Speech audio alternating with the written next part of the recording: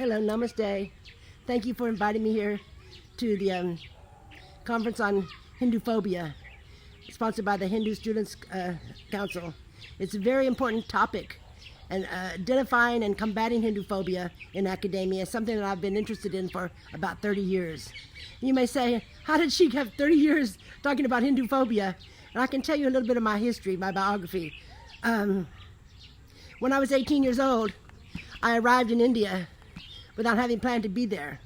I just was hitchhiking around Europe. My mother sent me to Europe for a high school graduation present, and I just was somehow ended up in India. And I've often said it's just pichadi janam ki cheez hai, because it must have been just like past life thing, you know. Suddenly I'm in India. I didn't have much money, and immediately I met Goenka. I met S.N. Goenka, who taught Vipassana meditation, and I took meditation courses, and I loved it. It was like washing all the past away, and then very luckily I met my guru named Karoli Baba, and this really solved a lot of my problems, because as a child I had kind of fallen away from Christianity because it didn't make sense to me. I had so many problems with it. My mother was a Roman Catholic and my father was a Southern Baptist, and so I used to think that I've covered both ends of the spectrums. I mean, I can't be more Christian than that. And then one day I was at vacation Bible school at my grandparents' house, and they passed a cup around to save the souls of the poor little papist children. And I didn't raise my hand and say, hi, I'm a papist. I knew that papist was an insult for Catholicism. And so I got home and I asked my mother, how come the Baptists think the Catholics are going to hell?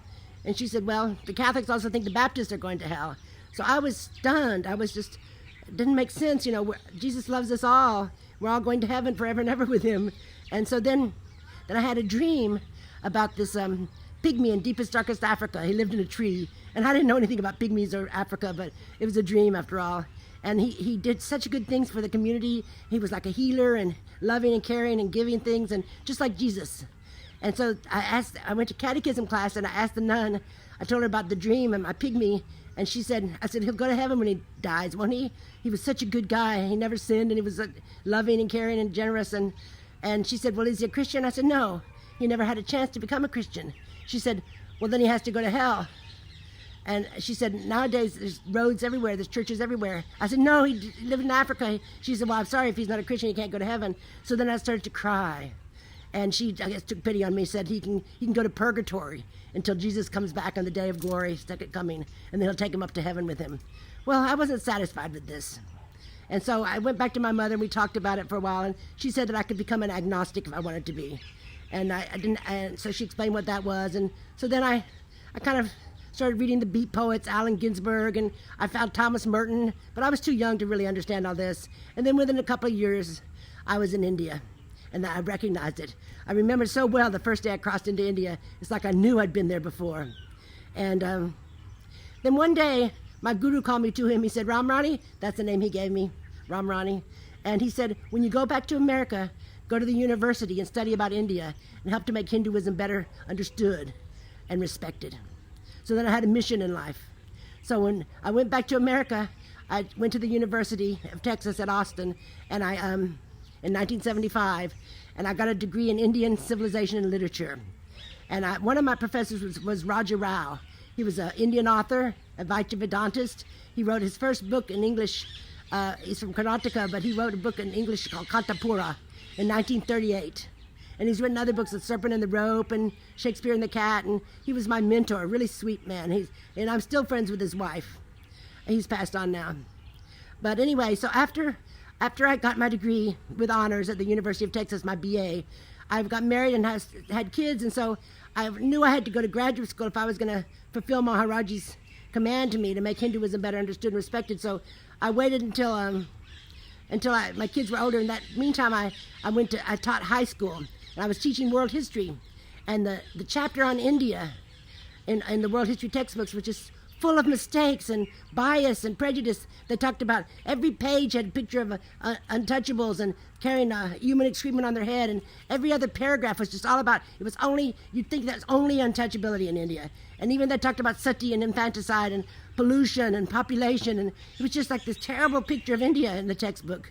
And it's like, you wouldn't want to go there at all, you know? I mean, how can these people stand to live there? And what is this pagan religion? It didn't talk anything about the things the way that I understood Hinduism. So I thought, you know, after my kids are a little bit older, I'll go to graduate school and I'll do an analysis of the high school history textbooks on India and see if we can't change that. So then, one example of a page in the textbook, there was a man with a little beanie on his head, and his hands were like this in prayer, obviously a Muslim gentleman offering namaz, and the caption said, a Brahmin offering prayers. So, I mean, even that little bitty mistakes, it's just common, it's an example of all the mistakes that you find throughout. And another page that was really interesting is there are these two pictures of these medieval looking warriors or something. I don't know what they were. They didn't look very Hindu to me. And it said the main gods of India. And then one was Varuna and one was Indra. I thought, Varuna and Indra? Who's making this stuff up? I never heard of, you know, I never went to an Indra Mandir. I mean, where's Hanuman and Ganesh and Ram and Krishna? And so I just thought these textbooks are going to change. They talk about sati, they talk about infanticide, they talk about all the negative things. And the other textbooks on Christianity, they didn't talk about witch burning. I mean, they didn't talk about the negative stuff. And this is, sure, you need to know about the negative things in a country, but not when you're a child, because many of these people, these students, they'll never study about India in another context. So this class that they took in their junior high area period is the only time they'll ever learn about India. And if it's just all this negative stuff, then they'll never know anything but that. And so anyway, after my kids got a little bit older, I started graduate school in January 1993. Which is exactly 5 weeks after the Babri Masjid was destroyed. And when I got to the Department of South Asian Studies at the University of Texas, I found the faculty that was verging on anti-Hinduism. I was shocked, and I called it anti-Hindu bias. Everybody had an anti-Hindu bias, except a couple of people didn't. Like Raja Rao, of course, he didn't, and Dr. Van Opelen taught Hindi. There was a few people who were like above that, and but the people who taught about Hinduism and the historians, they had this anti-Hindu bias. And they thought Hinduism was kind of like Nazism, and you had to discourage it.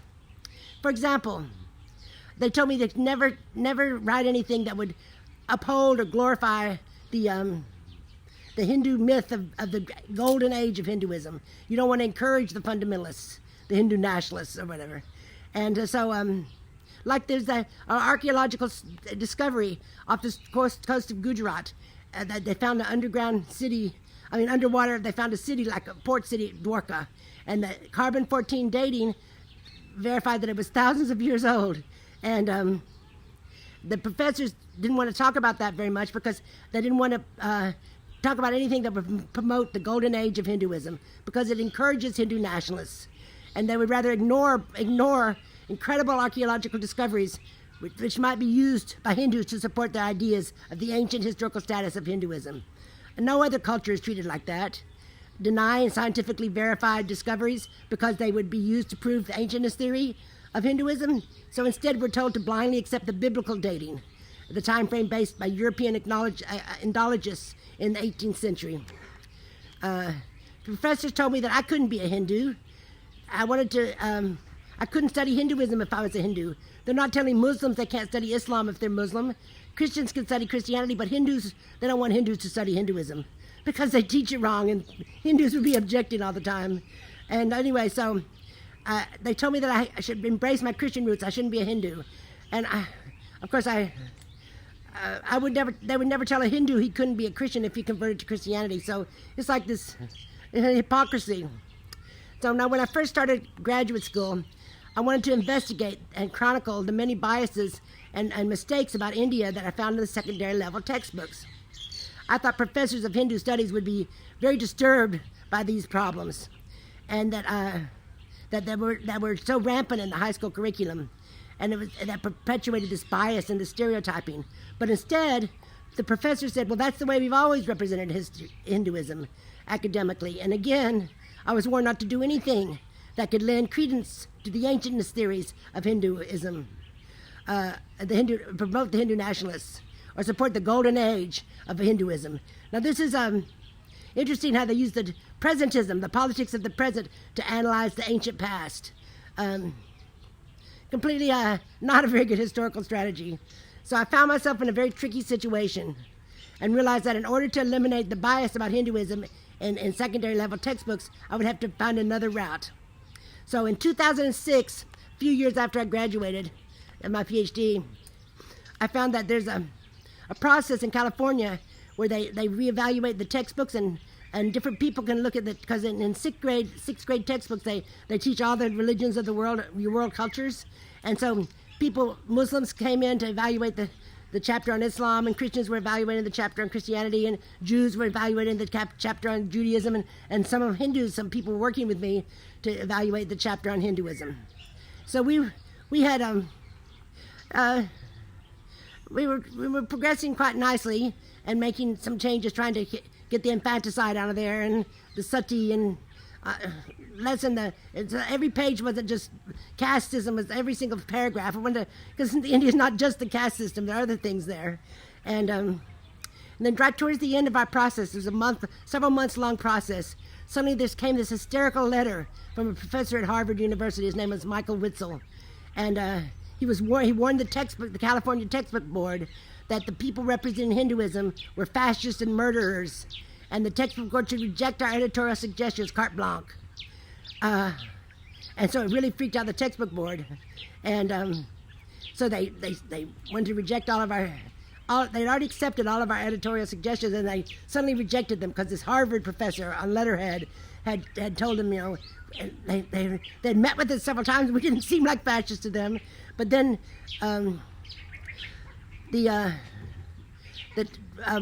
Michael Witzel brought in all these Indians that were living in Colorado Springs, which is Indian Christians, and he brought them in to speak against the editorial suggestions we had made about Hinduism. And these are Indian Christians, and they're biased against the Hindu narrative anyway. These particular ones were. And so the textbook board didn't know that they were Christians. They weren't Hindu. And so this is like, manipulation of the situation. So we got to keep some of our editorial suggestions, but it was really kind of a shock that this happened. No other scholars, nobody wrote letters to the Jewish scholars and accused them of horrible treachery. They didn't write letters no one wrote letters about the Islamic scholars who were working on the books. They weren't accused of all this, baby killing and things. So anyway, one of the things, the red lights, the flag, that the scholars don't like at all is if you question the Aryan invasion theory. Now, inherent in the word is theory. So these are the Aryan invasion theory. And if you try to show the other side of the theory, that's not just one side of the theory, all of a sudden, that's a Hindu nationalist perspective. So if you question the Aryan invasion theory, you're obviously a Hindu nationalist, and you probably kill babies. And so anyway, now the textbooks in California are reviewed every 10 years. So between 2006 and 2016, a group of professors, including Michael Witzel and Kamala Vishwaswaran, made themselves ready they had a little committee, an organization that they made in order to spring into action to head off the work of Hindus to try to remove the bias against Hinduism in the next section in 2016. And so in 2016 came around, and before we could even do anything, they were already there ahead of us, and they insisted that these professors insisted that the words India and Hinduism be eliminated from the textbooks. Instead of India, we're supposed to put South Asia, and instead of Hinduism, we're supposed to put religion of South Asia. And so it's just really an awkward sort of sentence when everything's South Asia, South Asia, South Asia, and can't use the word India or Hinduism. And the textbook board was kind of listening to these people because they've had Harvard stationery and all this. And then luckily, a group of 30 professors wrote a letter to the textbook board and said, it's ridiculous. You have to use the word India. But so the argument was that there's no India that was invented by the British, and there's no Hinduism that was invented by the Muslims to draw a distinction against them. And but then luckily these other 30 professors, they won the day, and we were able to keep the word Hinduism and the word India in the textbooks. But this is the kind of crazy problems that Hindus have in order to work in the academic world and to try to eradicate bias against their religious tradition. So to me, when these 30 professors wrote this letter in defense of the Hindus, it showed a change. It was a sea change. All of a sudden, professors were taking our side, and I hope it's something to come. I hope it's a sign of the future that Hindus are not derided. Other people, if Hindus can study Hinduism, but not in academia. They don't want Hindus in their classrooms, and so this is now a new thing. Hopefully, Hinduism will be more accepted. A little bit more. Insiders will have a voice. That's the thing that's missing in the study of Hinduism. It's like the insiders don't have a voice, and when they do try to speak up, they're like derided or insulted and called the Nazis and stuff. And so anyway, in my master's study, which you can see on the internet, I have it at YvetteRosser.com, and it's a study about, I looked at textbooks from the 60s, the 70s, the 80s, and the 90s. And the textbooks in the 60s were kind of like Disneyland. I mean, they said things like American families can go to India. It's like great for tourism. The architecture's so lovely. There's cows in the street. And the mountains are beautiful. And it just kind of... And they did talk about untouchables and stuff, but it wasn't as bad. But then in the 70s, it was all about untouchability, and it was all negative. And then... And they even said, you can't trust India because sometimes at the United Nations, they vote with the Soviet Union, so they're not really our friend.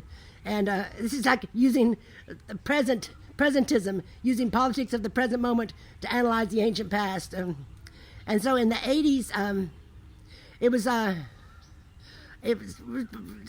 more intellectual. Actually, the best books were published in the 80s. They weren't quite so bad as some of the other ones. But then by the 90s, that's when they had the I don't know if I lost my time frame. 60s was the Disneyland, 70s was where you voted for the Soviet Union, 80s was okay, and the 90s were when they used postmodernism, and it kind of turned India doesn't even exist, you know. And so one example from the textbooks I can read to you. The textbook tells the students that, quote, moral conduct was unimportant to the Aryans. However, it's easy to see that it's refuted by many Sanskrit eulogies to noble and virtuous character. The book explains that rituals consisted of pouring juice of soma and liquid butter into the sacred fire. The significant statement says, the good qualities of the person performing the puja does not matter. This seems to indicate that Brahmins were not bestowed with adequately good qualities, when in fact, according to Vedic tradition, Brahmins were held to a stricter moral code than other strata of society. They had to be in a state of ritual purity to perform the ceremonies, and that included proper conduct. Statements such as this reinforce the perception that moral conduct, as found in Indian philosophy, is relative and unimportant, compared to the later Semitic traditions with their clearly articulated and specific list of do's and don'ts. Hinduism can appear to have fluid views of morality when in fact there are detailed in codes of behavior. Honesty and trustworthiness are highly valued. Ultimately, there's an overall subtle academic bias against Hinduism, which will only go away by the efforts of scholars like those in attendance here today. I often ask myself why. Why this Hindu phobia in academia? And I came to realize that if Hinduism were described accurately, that sooner or later, many churches and mosques would close down and people would be sitting in front of their puja tables and meditating. I suppose that is a threat, and therefore there is this strange Hindu phobia where they just want to show the negative side of Hinduism and not bring out the really uplifting, positive, self-affirming, experiential side of Hinduism. So now I'm full circle back of the Hindu Students' Council, because in 1996, when working on my master's thesis, I investigated the content on India and American social studies textbooks, and one aspect of my analysis was a survey I gave to 70 Hindu students at UT Austin. and they were members of the Hindu Students' Council. I asked them to describe what they had been taught about India in their social studies text classes, and some of the answers were quite amusing. You can see it on the document on my website, YvetteRosser.com. And so here again, now the Hindu Student Council is working to eliminate the bias and prejudice against Hinduism in academia. Congratulations. I'm so proud of you for doing this. Let's keep working on this important project, and eventually the bias will be eradicated. It took a few centuries for the biased approach to the teaching of India to become the norm, and it will take at least a generation of workers to change that narrative. But don't give up the mission. Kudos. Thank you. Ram Ram. Bye-bye.